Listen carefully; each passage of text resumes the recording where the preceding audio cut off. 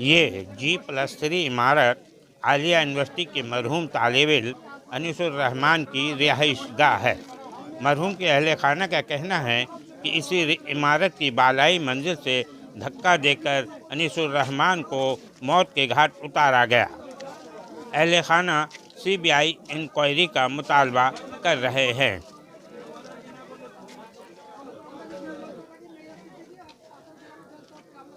Secular Bengal news के नाजरीन को सलाम, नमस्ते, सत श्री अकाल, गॉड ब्लेस यू। नाजरीन, मैं एन कलाम। मैं इस वक्त हावड़ा ज़िला के आमता पुलिस स्टेशन के ज़ेर कंट्रोल शारदा दक्षिण गांव में अनीसुर रहमान के घर के सामने मौजूद हूं। यहां लोगों का एक जम्मे गफीर लगा हुआ है। पूरा गांव शोक में डूबा हुआ है। गांव वाले पुलिस के खिलाफ सरापा एहतजाज हैं। गांव वालों का कहना है कि हादसे के फ़ौरन बाद ही पुलिस को इतला दी गई थी, लेकिन पुलिस 24 घंटे के बाद आई। ये वाक़या जुमा की रात को पेश आया। इस वाक़े के बाद मुस्तकिल मुख्तलिफ सियासी जमातों और समाजी तंजीमों के रहनुमा उनके घर पर ताज़ियत के लिए आ रहे हैं। आज मेरे सामने HDPI की एक पूरी टीम मौजूद है।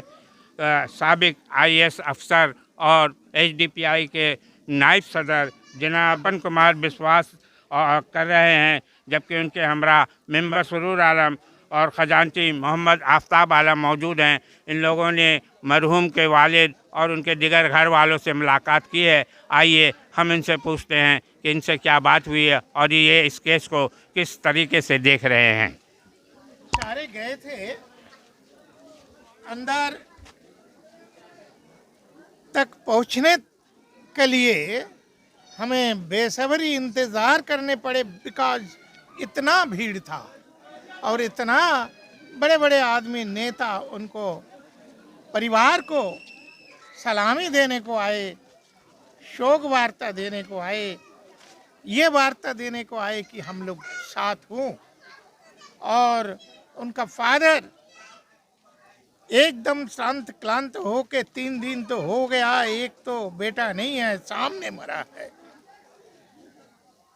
तो और क्या बोले। हम लोग अपना उनको सलामी दिए कि आपका बेटा जो बहादुर बेटा, ये CAA NRC दलित अस्पृश्य अनटचेबल दलित मुसलमान दलित बैकवर्ड दलित ट्राइब जो लोग हैं, समाज के वंचित शोषित एकदम सर्वहारा जिसको कहते हैं, उन लोगों का एक जुझारू मूक बने हैं।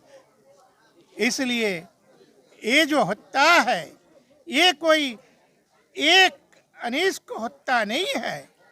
ये लड़ाकू जो टाइगर है, लायन का मार के उसको कौम को डराने का कोशिश कर रहे हैं कि हम लोग जो लूट का राज, हम लोग जो ब्राह्मण्यवादी का राज चलाए जा रहे हैं अल्पसंख्यक लोग लेके, उसका स्वार्थ में, इसका विरोध में जो भी खड़े होगा, ऐसे हम लोग बाप का सामने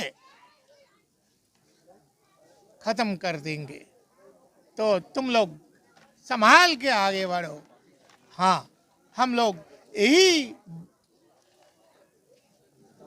बात कहने को लिए यहाँ आए, आश्वासन देने को लिए आए कि हम लोग पीछे भगने वाला नहीं है। जब तक गुलामी है तब तक हमारा ये गुलामी से छुटकारा दिलाने का संघर्ष, लड़ाई आनिस का आगे भी चलते जाएगा। आनिस का अधूरा सपना, अधूरा लड़ाई हम लोग आगे जाके पूरा करेंगे। हम लोग इस गांव का जुझारू महिला और पुरुष और युवा को यही आह्वान लगाएंगे कि आनिस का साथ साथ हजारों आनिस खड़े हो जाओ, ताकि ऐसे हरकत कभी किसी का प्लान में ना आए। यही बात हम लोग अल्प शब्द में उनका फादर को कान में पहुंचाया। तो इस केस को किस तरह देख रहे हैं? पुलिस की भूमिका इसमें कैसी है? पुलिस की भूमिका ये है कि आज तीसरा दिन हो चुका है। जुमा के दिन ये उनको 2 तला से फेंक करके मारा गया, तो अभी तक कोई भी एक गिरफ्तारी नहीं हुआ, कुछ भी नहीं हुआ। और पुलिस यहाँ आसपास में पूरी तरह से अभी आज आकर के खड़ी है और पहरेदारी कर रही है। यही काम अगर जिस तरह से उस अनीस खान साहब को छत से फेंका गया, उसी वक्त अगर पुलिस आ जाती, आ करके अगर एक्शन ले लेती, तो ज़रूर कोई ना कोई जो हमारे अनीस साहब को मारा था वो कोई ना कोई गिरफ्तार होते।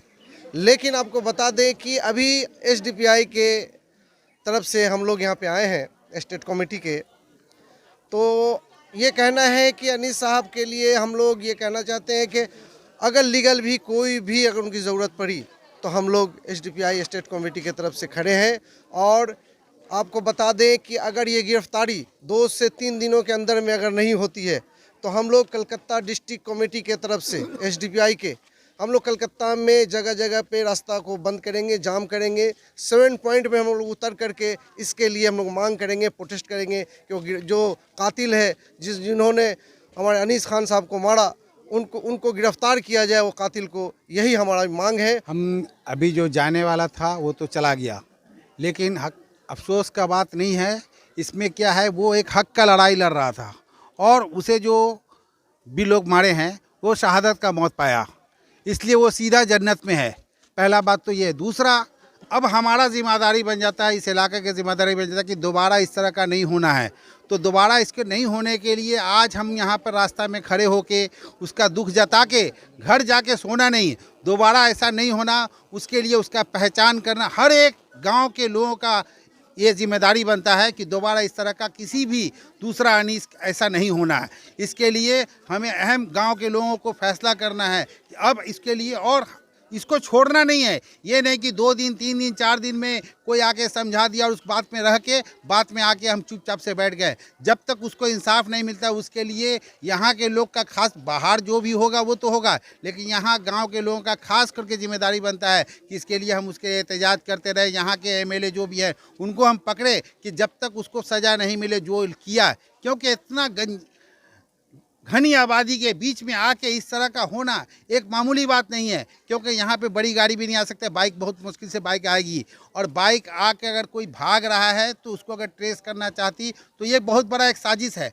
क्योंकि ये ऑलरेडी एनआरसी में और सीएए में ये प्रोटेस्ट में शामिल था, इसलिए उसके साथ यहाँ से ये खास स्तर के बीजेपी गवर्नमेंट भी इसमें मलवस है। और लेकिन बीजेपी के अलावा जो स्टेट गवर्नमेंट है उसको भी इसके लिए एक्शन लेना चाहिए, क्योंकि स्टेट का जिम्मेदारी बनता है। लेकिन ये साजिश, जो भी लोग एनआरसी के लिए प्रोटेस्ट में थे उनको चिन्हित किया गया, क्योंकि वहाँ पर रिकॉर्डिंग ऑलरेडी मौजूद है। उसमें से एक एक करके लोग को चुन के मारा जा रहा है, लोगों को डराने के लिए, दिल में डर पैदा करने के लिए। इसलिए इसके खिलाफ चुप नहीं बैठना है, या एहतजाज करने से हमारा मसला नहीं ख़त्म होगा। हमको अगला को पहचान कर उसको सज़ा तक पहुंचाना का ही हमारा काम होगा। और इसके लिए हम लोग, सरूर भाई ने बताया, कोलकाता डिस्ट्रिक्ट के इंचार्ज भी हैं, वो आपको सामने बताया है। इसके लिए हम लोग 2-3 दिन में कलकत्ता में भी हम लोग बड़े पैमाना पर प्रोटेस्ट करेंगे इंशाल्लाह। Thank you.